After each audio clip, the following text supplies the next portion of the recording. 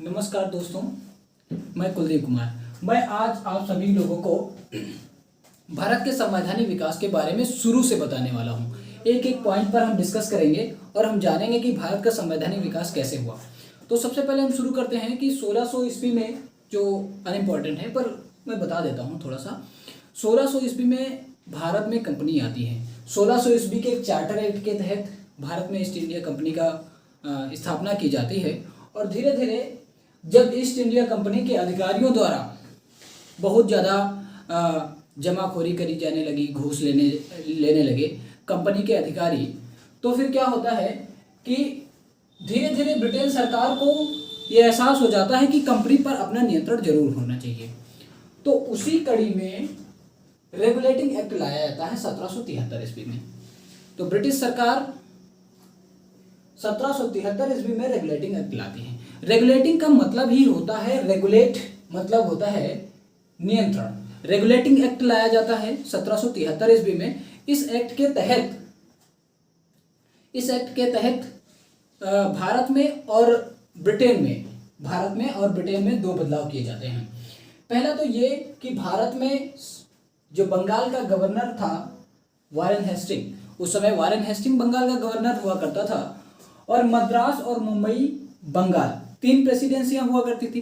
तीनों प्रेसिडेंसियां स्वतंत्र रूप से कार्य कर रही थी।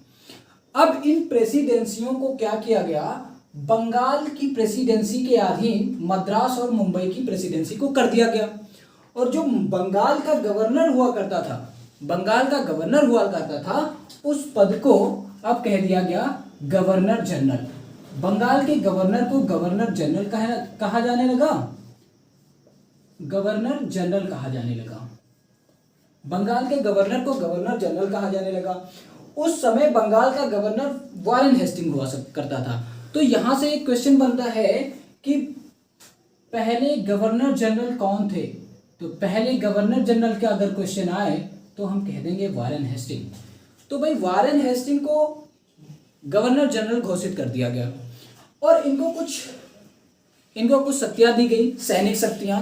मतलब आप कह सकते हैं कि सारी शक्तियां इनमें निहित होती थी। और इनकी हेल्प के लिए 4 सदस्यीय परिषद का भी निर्माण किया गया। अभी बर्डन भी बहुत ज्यादा होता था, तो 4 सदस्यीय परिषद का निर्माण किया गया। और साथ ही साथ 4 सदस्यीय परिषद का निर्माण किया गया। और यहाँ पर अगर हम देखें तो 4 सदस्य परिषद वाले और एक स्वयं गवर्नर जनरल।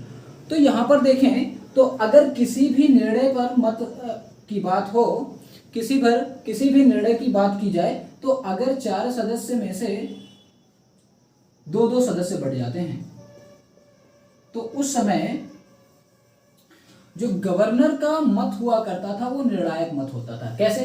जिधर भी 3 हो जाएंगे उधर बहुमत हो जाएगा। इसका मतलब अगर 2 बन जाएं, 2 सदस्य किसी भी बात पर सहमत हो जाएं, तो गवर्नर जनरल जिस पक्ष में वोट देगा वही मत।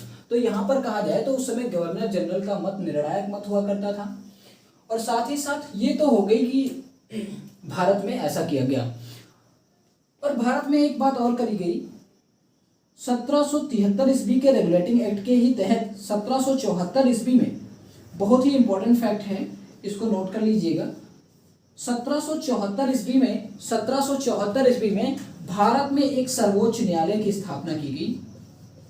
भारत में एक सर्वोच्च न्यायालय की स्थापना की जाती है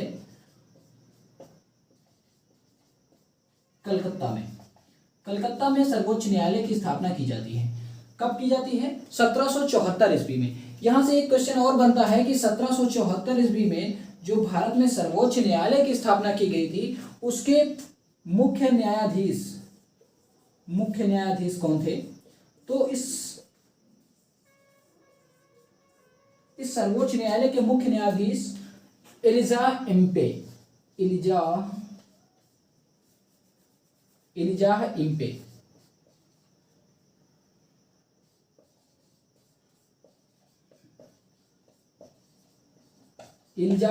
को बनाया गया मुख्य न्यायाधीश सर्वोच्च न्यायालय का। तो अब बात हम करते हैं कि कंपनी पर नियंत्रण करना चाहती थी ब्रिटिश गवर्नमेंट। तो नियंत्रण करने के लिए अब भारत में तो ये चीजें बना दी गई। कंपनी ने कंपनी पर नियंत्रण करने के लिए ब्रिटेन सरकार ने ब्रिटेन में, ठीक है, इंग्लैंड में निदेशक मंडल और कोर्ट ऑफ प्रोपराइटर्स, मींस कहने का निदेशक मंडल को कहते हैं court of directors, court of directors और कोर्ट ऑफ प्रोपराइटर्स मतलब स्वायत्तधारी मंडल, स्वायत्तधारी मंडल और निदेशक मंडल की स्थापना की और इन दोनों के माध्यम से ही कंपनी पर नियंत्रण किया जाता था। तो ये तो बात हो गई 1773 के रेगुलेटिंग एक्ट की और ये रहे कुछ